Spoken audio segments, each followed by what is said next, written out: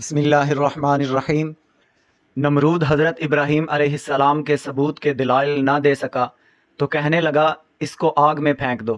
एक हवेली नुमा 4 दीवारी बनाई गई। 45 फुट मुरब्बा पर एक हवेली बनाई गई जो 45 फुट ऊंची थी। मुख्तलिफ रिवायात में है। अल्लामा इस्माइल हकी फरमाते हैं कि 3 महीने तक नमरूद ने कहा इसमें लकड़ियां डालते रहो। लोग पूछने लगे कि कितनी दुनिया जलानी है।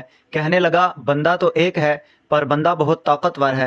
रिवायात में आता है कि एक औरत ने मन्नत मानी कि मेरी मुराद पूरी होगी तो मैं भी इब्राहीम को जलाने के लिए लकड़ियां डालूंगी। लकड़ियां लेकर जा रही थी कि अल्लाह के एक नेक बंदे से मुलाकात हुई। बंदे ने पूछा बीबी कहाँ जा रही हो? कहा इब्राहीम को जलाने के लिए लकड़ियां जमा करवाने जा रही हूँ। अल्लाह के उस बंदे ने कहा जा तुम्हें वो जगह मिलेगी ही नहीं। वो औरत 3 महीने उस जगह को ढूंढती रही, उसे वो जगह ना मिली। 3 माह का वक्त गुजर गया, हवेली लकड़ियों से भर गई। अब हज़रत इब्राहीम अलैहिस्सलाम को आग में डालना है। इतनी बड़ी जगह पर आग है, डालें कैसे? आग के शोले आसमानों को छू रहे हैं। लोग सोचने लगे।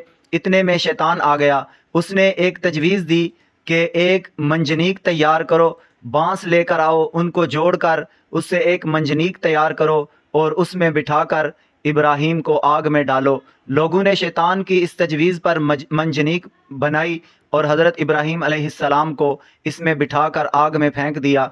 यूं ही मंजनीक को खींचा गया, पानी का फरिश्ता आ गया।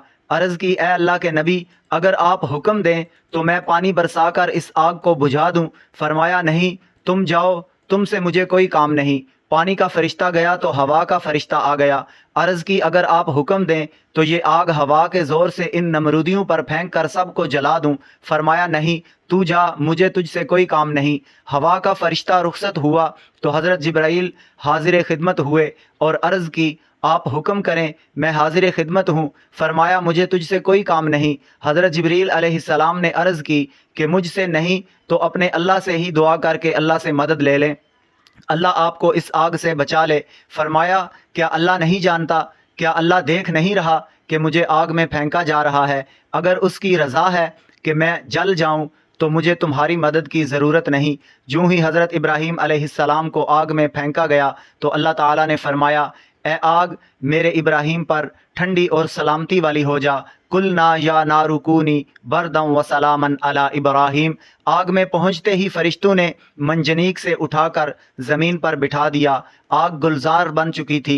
हज़रत इब्राहीम अलैहिस्सलाम अल्लाह की तस्बीह करने लगे, शुक्र अदा करने लगे कि अल्लाह ताला ने आपको इस आजमाइश में कामयाब किया। दोस्तों, ये वाक़या सुनाने का मतलब है कि हमें भी अपने ईमान को अल्लाह के साथ मजबूत रखना चाहिए। वो कभी भी अपने बंदों को अकेला नहीं छोड़ता। हज़रत इब्राहीम अलैहिस्सलाम आग से निकले तो अल्लाह ताला ने हुक्म दिया कि इस इलाके को छोड़ दो और यहाँ से चले जाओ।